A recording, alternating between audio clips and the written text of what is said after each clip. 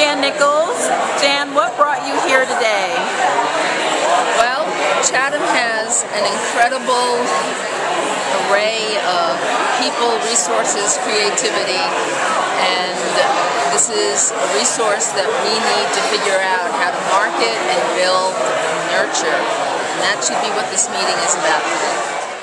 Business. We know that in North Carolina, goods and services produced by our creative industries contribute over $41 billion to our state's economy.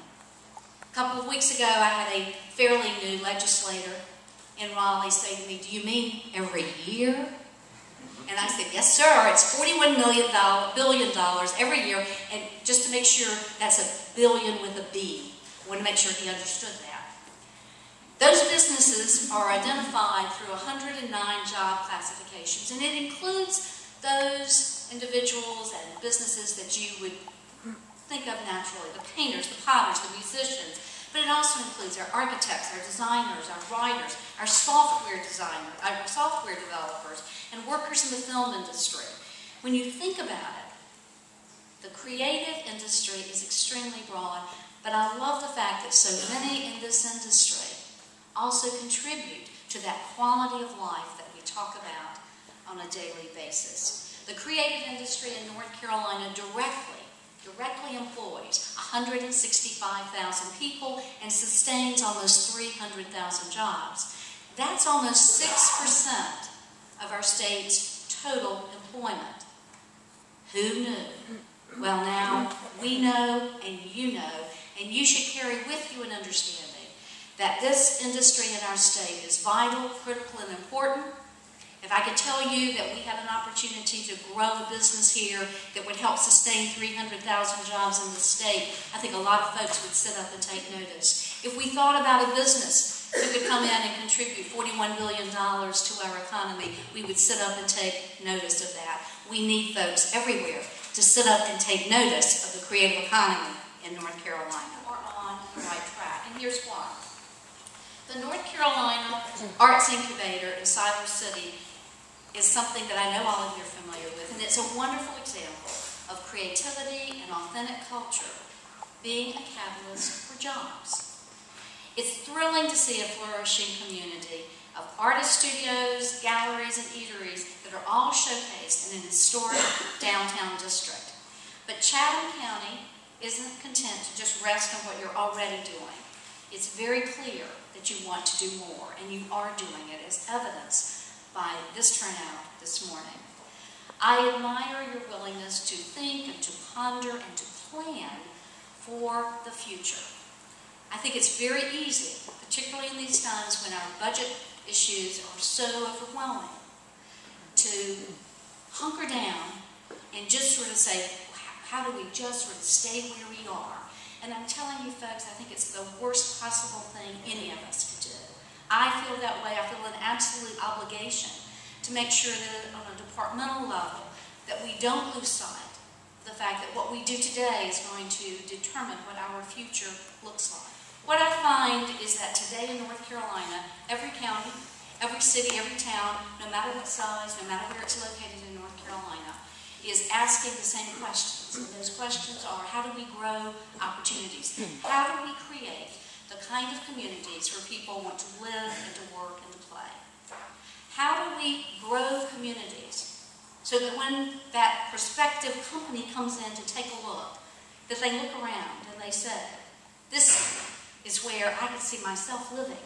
This is where I could see my employees wanting to be, wanting to bring their families. This is where my business can grow and grow strong. And that's what we... I'm Marjorie Hudson, and what I heard today is reinforcement of things that I already know, which is that creative economy is important both in economic terms and in inspiration terms.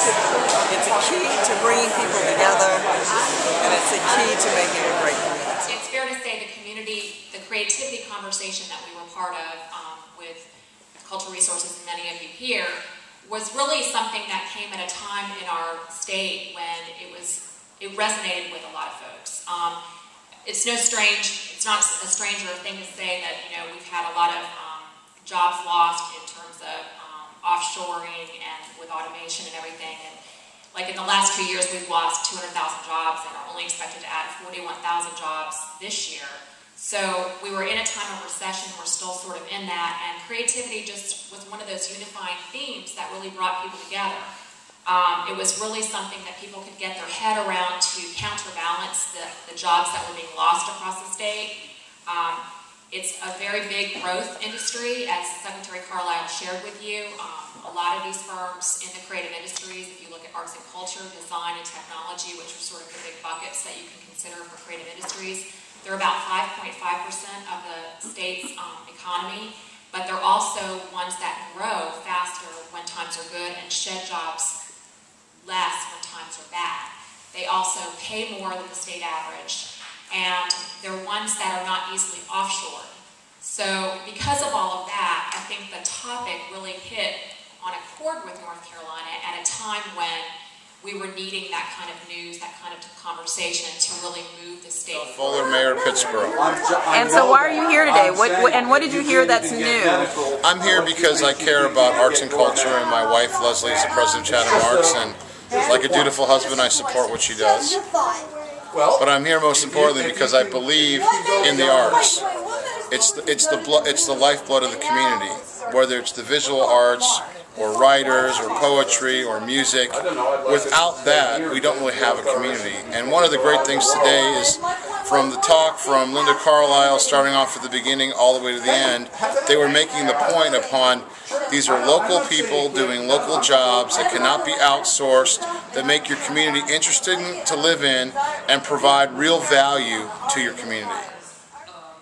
Focusing on the creative economy is so important because they put out a report not too long ago because it's the creative economy. You can't take away people's knowledge base. Their individual talent. Things like that cannot be outsourced and sent to another country, or another state, even another city. You own that. And so that's why the state is focused so much on that. And that's why I like covering the creative economy, even though I cover the economy vastly, but I love to cover the creative economy. I think the most surprising thing to me are how many urban planners and marketing professionals came to this event who actually aren't artists themselves at all, because they already saw the potential. And the thing they're sharing with me is that they're very interested in quality of life, and that they came here from other areas for that quality of life, and they're just exploring how arts fits into that for them. So that was unexpected. A lot of the arguments I've heard here, I've heard before at State Arts Council events, and kind of part of my job is to know all of those arguments, but hearing people really get engaged from various parts and professions in the community about thinking about a brand for Chatham County specifically, it makes me feel like we did what we're supposed to. So what was your role in putting this event together? Well, I'm chair of the Creative Economies, I guess you call it, cluster group, and we've been working on this issue of trying to make arts and culture part of economic development for a couple of years now.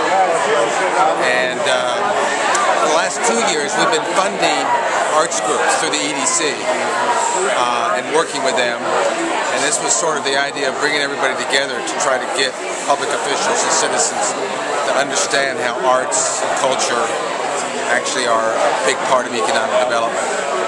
And I think a lot of people think of economic development as just jobs and businesses, which is a part of arts, but there's two other aspects of it that are really important. One is, we call it place-based economics. It's attracting people to live in a place. It's just one of the biggest factors that attracts businesses to rural areas. And the other is cultural and artistic tourism, which Chatham County has great potential. So I came to this dinner for the Creative Economy Summit because I support Carol and the organizers and the creative economy. And what do you do? Tell us what you do. Oh, my name's Lyle Estel, and I'm at Pima Biofuels, and we make fuel out of fat, and it's something that we drive around on, and some of the community drives around on. I spent 10 years as a studio artist in Chatham County, and these are my people.